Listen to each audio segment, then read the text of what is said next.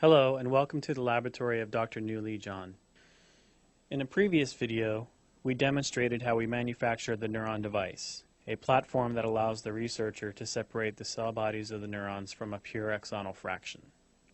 Soft lithography is the technique utilized to make the devices, which consists of casting and curing PDMS onto a silicon wafer containing the device design that was previously manufactured using photolithography.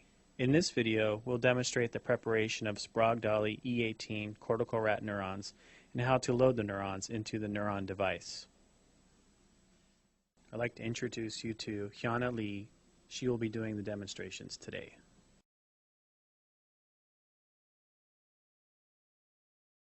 Before starting out, it is important to have all necessary media and reagents warm to 37 degrees. In the water bath, you can see neural basal media, 0.25% trypsin, and DMEM containing 10% FBS. It is important to ensure that everything being placed in the hood to be used for repairing the cells be sterilized and wiped down with 70% ethanol. First, the tissue culture hood is wiped down with 70% ethanol. Next, the plastic racks used to hold tubes are sprayed with ethanol. Next, the rubber bulb used in the trituration process is cleaned with ethanol.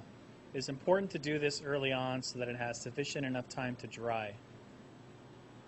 Next, the necessary reagents are wiped down with ethanol and moved to the hood.